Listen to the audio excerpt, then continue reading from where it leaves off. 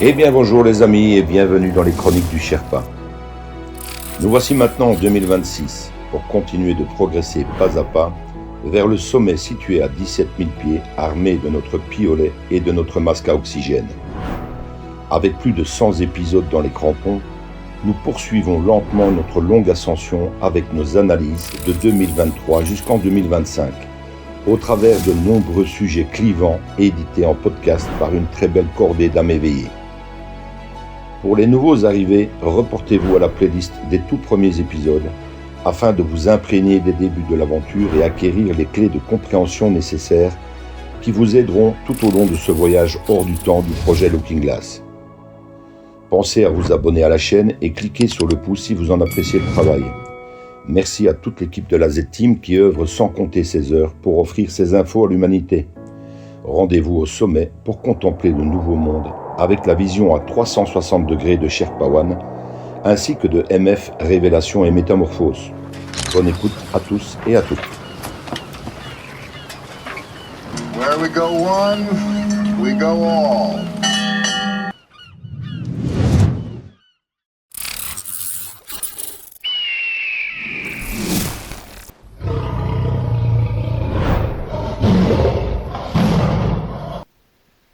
Analyse du 1er septembre 2023. Thierry Pirlot, Sherpa One. Dissonance cognitive versus grand réveil. Est-on à l'abri de la dissonance cognitive ? Dans ma vision des choses, il suffit simplement de s'en affranchir. Les dissonants cognitifs le sont parce qu'ils ne se rendent pas compte qu'ils vivent inconsciemment dans une matrice qui les maltraite en permanence. La dissonance est minutieusement entretenue par cette matrice, via les mainstreams. Celui qui se rend compte des bugs permanents décide de remettre en question chaque information, fait ses propres recherches et finit par sortir de cette dissonance, à l'instar de Neo dans Matrix, qui voit au travers des lignes de code. Ces lignes de code qui distribuent mensonges et vérité, ou tout simplement réalité et fiction. Le véritable éveil consiste à sortir complètement de la dissonance cognitive, à ne pas confondre avec l'éveil sur le danger des vaccins, qui n'est que la partie émergée de l'iceberg du mensonge. Le vrai éveil ne fait pas plaisir à l'ego, ni à l'orgueil. Nous sommes des petits pandawans dans cette résistance, et nous allons tous vers cet éveil, quelles que soient nos croyances. On ne peut plus faire semblant d'être éveillé ou d'être sur ce chemin de l'éveil. On ne peut plus faire semblant de comprendre les choses. On les comprend instinctivement ou pas. L'intellect fait le tri pour qu'une dissonance de deuxième niveau ne puisse pas s'installer par le biais des infos. Et c'est là que ça se complique, car l'information, la désinformation et la contre-information sont telles qu'on peut encore se faire avoir sur ce chemin de l'éveil. Je parle de tous ces pseudo-résistants scientifiques qui se posent en sauveurs, en qui nous avions confiance depuis le début et qui, au fil du temps, montrent leur vrai visage. 2 niveaux de dissonance et donc 2 niveaux de résistance. La deuxième qui voit ce que la première ne voit pas. Mais qu'est-ce que la dissonance cognitive ? Définition. C'est le fait pour un individu d'agir en contradiction avec ses propres cognitions ou connaissances primitives. Il se retrouve alors dans un état psychologique inconfortable, voire douloureux. Les individus cherchent alors à limiter ce conflit interne en trouvant des justifications à leur comportement. Dans ces conditions, pas évident de s'éveiller ou d'avoir le courage de le faire. Pour se protéger de la dissonance cognitive une fois qu'on en est sorti, soit à peu près pour un quart des gens, il faut agir comme un soldat, puisque nous sommes dans une guerre cognitive. Laisser tomber l'émotionnel, le rationnel, et tout raisonnement logique et confortable qui nous évite le jugement de nos congénères. Une fois cette barrière tombée, lorsqu'on n'a plus peur d'être jugé, moqué ou encore calomnié, la vision s'éclaircit et le cerveau peut enfin s'orienter tous azimuts sans se priver des raisonnements hors chemin. La dissonance entretient cet inconfort intellectuel qui nous évite de prendre des risques, exactement à l'inverse de ce que je fais en vous parlant dans cette analyse. Chez moi, le processus a pris du temps, comme pour toute personne qui travaille et s'occupe de sa famille. Mais les multiples épreuves de mes 15 dernières années ont accéléré grandement ce process, comme des électrochocs, à chaque fois plus puissants. Décès de la mère de mes enfants, dépôt de bilan, dettes, accidents multiples avec de longues périodes d'hospitalisation, pour terminer par un divorce et la perte de ma maison. Ça fait beaucoup pour un seul homme. Tout cela donne à réfléchir et force à l'introspection. Suis-je responsable? Ou est-ce mon destin, mon chemin de vie ou de croix? En sortant de la dissonance cognitive, on voit également les choses différemment et on les analyse beaucoup plus rapidement à la sortie, de façon plus instinctive aussi. Ce sont des signes de l'éveil. Concernant mon regard sur le monde, je dirais qu'il faut comprendre les humains tels qu'ils sont, sans intellectualiser le débat. Il est préférable de rester froid et à distance des situations pour pouvoir les analyser correctement et dompter la peur qu'elles génèrent.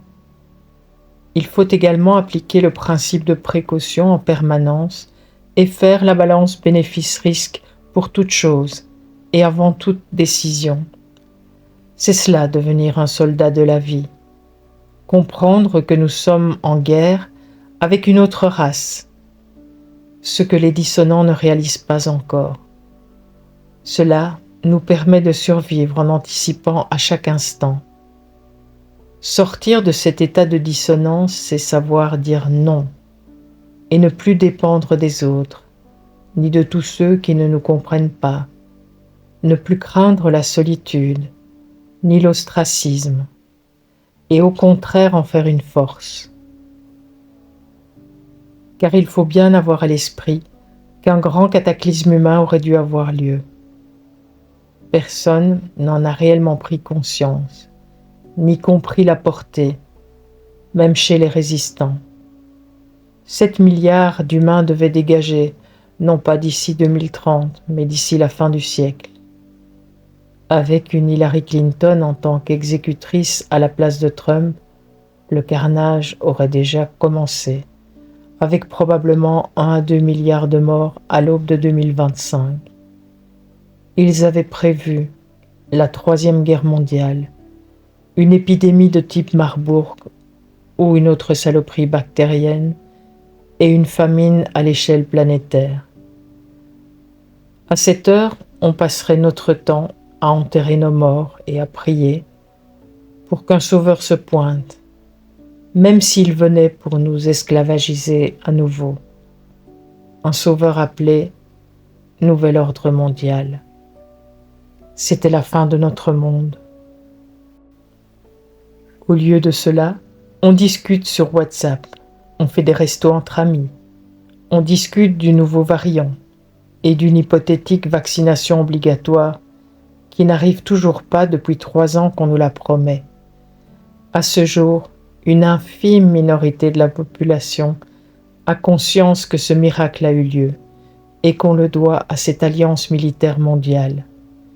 Cependant, l'affaire n'est pas terminée, et même si cet abattage massif n'aura pas lieu, n'en déplaise aux dissonants cognitifs, convaincus de l'arrivée du nouvel ordre mondial, une sélection naturelle va s'opérer inéluctablement et à dessein dans les prochaines années. La nature ayant horreur du vide va reprendre ses droits rapidement et combler les chaînons manquants grâce aux élus que sont les non-injectés, les seuls encore aptes à se reproduire. Même s'ils portent la responsabilité de la mort de 80 millions d'homosexuels et d'Africains, Luc Montagnier avait raison sur la fin, en nous disant que les non-vax sauveraient le monde de la science et de la cupidité des hommes. À notre époque, il y a deux sociétés, ou plutôt deux humanités, l'une en dissonance cognitive sévère et l'autre en voie d'apaisement sur le chemin de la compréhension, même s'il reste encore beaucoup à parcourir pour la plupart d'entre nous, moi y compris. L'Alliance humaine a choisi ceux qui iront vers un monde meilleur, celui de l'âge d'or qui nous attend prochainement. Nous avons tous fait un choix d'âme pour vivre cette époque. Certains l'ont fait pour vivre l'expérience du nouveau monde, d'autres pour nous permettre d'y accéder. C'est pour cette raison que même s'il est bon d'être empathique, il ne faut pas être triste à l'excès ou à s'en rendre malade pour tous ces enfants voués au trafic sexuel, pour les handicapés, les cancéreux ou encore les injectés par leurs parents, car ils ont fait ce choix karmique, même s'ils ne s'en souviennent pas. C'est une expérience pour chacun d'entre nous, que l'on soit une jeune âme ou une vieille âme.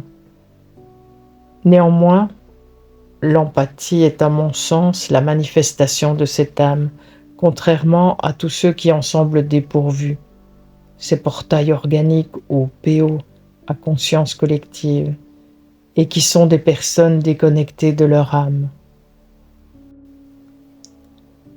J'ai moi-même été volontaire pour cette vie d'épreuve et pour remplir cette mission, ici et maintenant, comme nous tous. En avoir conscience signe en quelque sorte notre débranchement de cette matrice et la sortie de la dissonance cognitive. Le plus important n'est pas de savoir comment se protéger de la dissonance cognitive, mais plutôt comment en sortir définitivement.